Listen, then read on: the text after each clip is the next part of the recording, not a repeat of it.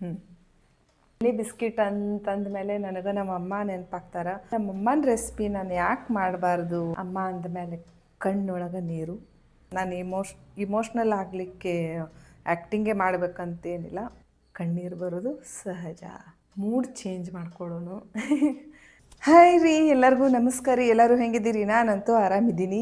ಪ್ರೀತಿ Bagalkot YouTube ಚಾನಲ್ಗೆ ಎಲ್ಲರಿಗೂ ಸ್ವಾಗತ, ಸುಸ್ವಾಗತ.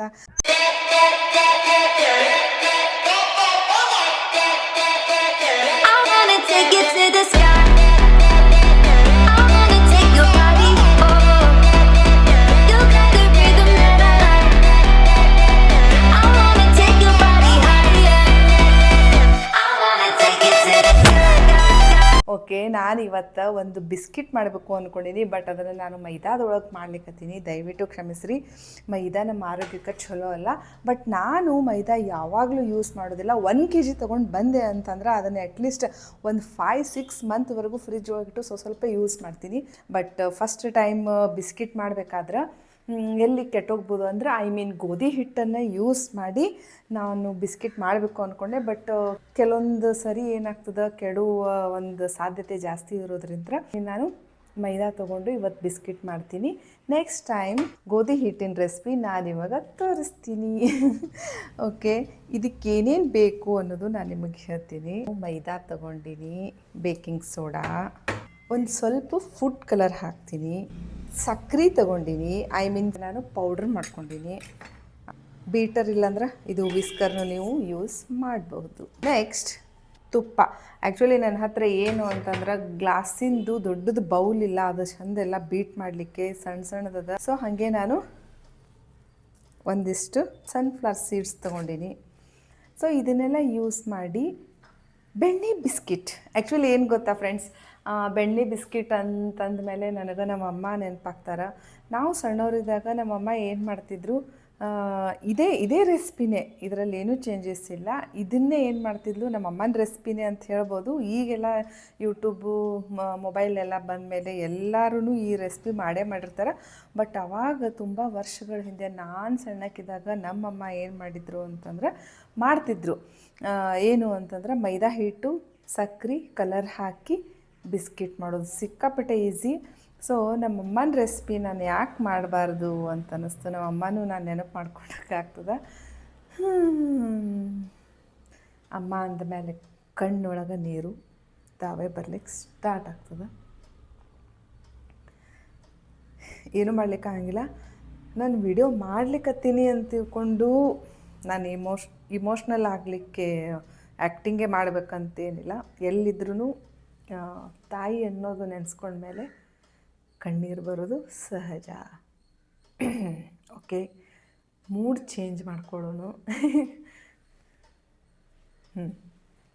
ಸಕ್ಕರೆ ಏನು ಮಾಡಬೇಕು, ಶುಗರನ್ನು ನಾವು ಏನು ಮಾಡಬೇಕು ಅಂತಂದ್ರೆ ಇದ್ರೊಳಗೆ ಹಾಕಿ ಚಂದ ಬೀಟ್ ಮಾಡ್ಕೋಬೇಕು. ನೀವು 1 ಕಪ್ ಮೈದಾ ತೊಗೊಂಡ್ರೆ 1/2 ಕಪ್ ಶುಗರ್ ಹಾಕ್ಬೋದು.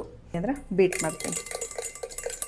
ಅಂದರೆ ಬೀಟ್ ಅಂದರೆ ಏನು, ಇದನ್ನು ಕೇಕಿನ ಥರ ಏನು ನೀವು ಅಷ್ಟೊಂದು ಜಸ್ಟ್ ಮಿಕ್ಸ್ ಆದರೆ ಸಾಕು. ಇಷ್ಟ ಆಯಿತು ಫ್ರೆಂಡ್ಸ್ ಇದು. ಓಕೆ, ಇದ್ರೊಳಗೆ ಎಷ್ಟು ಹಿಡಿಸ್ತದ ಅಷ್ಟು ನಾನು ಏನು ಮಾಡ್ತೀನಿ, ಮೈದಾ ಹಾಕೋತೀನಿ. ಆಮೇಲೆ ಹಾಗೆ ಒಂದು ಸ್ವಲ್ಪ ಬೇಕಿಂಗ್.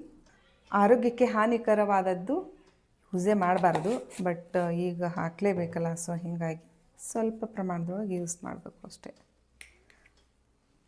ಇದು ಫುಡ್ ಕಲರ್, ಇದು ಆರೆಂಜ್ ಕಲರ್. ಬೀಟ್ ಅನ್ನೋಕ್ಕಿಂತ ಕರೆಕ್ಟಾಗಿ ಮಿಕ್ಸ್ ಮಾಡೋದು ಅಷ್ಟೇ. ಆಮೇಲೆ ಜಾಸ್ತಿ ಗಟ್ಟಿ ಆಯಿತು ಅಂತಂದರೆ ನೀವೇನು ಮಾಡಬಹುದು, ಇನ್ನೂ ಸ್ವಲ್ಪ ತುಪ್ಪ ಅಥವಾ ಬೆಣ್ಣೆ ಹಾಕಿ ಆ್ಯಡ್ ಮಾಡ್ಕೋಬೋದು.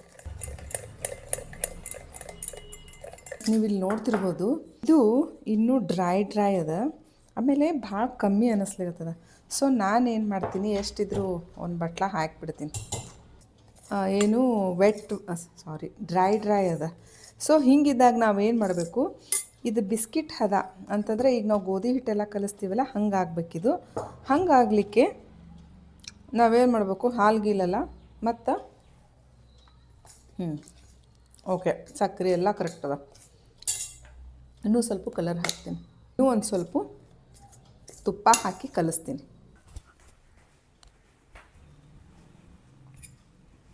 ಗೌರಿ, ನಮ್ಮ ಗೌರಿ ಬಂಗಾರಿ ಇಲ್ಲೇ ಕೂತು. ಓಕೆ, ತುಪ್ಪ ಹಾಕ್ಕೊಂಡು ಬಂದೆ. ಹಿಂಗಾಗಬೇಕು. ಇಷ್ಟು ತೊಗೊಂಡಿನಿ. ಎಸ್, ನಿಮಗೆ ಪರ್ಫೆಕ್ಟ್ ಶೇಪ್ ತೋರಿಸ್ತೀನಿ. ಜಾಸ್ತಿ ತೆಳ್ಳಗಿರಬಾರ್ದಿದು. ಇಲ್ಲಿ ನೋಡ್ರಿ, ಇದ್ರ ಥಿಕ್ನೆಸ್ ಇಷ್ಟಿರಬೇಕು.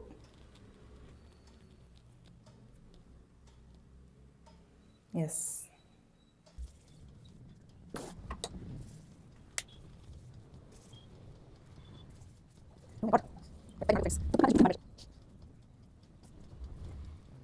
ಆಲ್ಮೋಸ್ಟ್ ಎಲ್ಲ ರೆಡಿ ಮಾಡೀನಿ. ಈಗ ಜಸ್ಟ್ ಏನಂತಂದ್ರೆ ಅದನ್ನು ಬೇಕ್ ಮಾಡೋದು. ಓವನ್ದೊಳಗರೆ ಇಡ್ತೀನಿ, ಇಲ್ಲ ಅಂದ್ರೆ ಕುಕ್ಕರ್ ಒಳಗೆ ಪ್ರೀ ಹೀಟ್ ಮಾಡಿ ಅದರೊಳಗೆ ಬೇಕ್ ಮಾಡ್ತೀನಿ.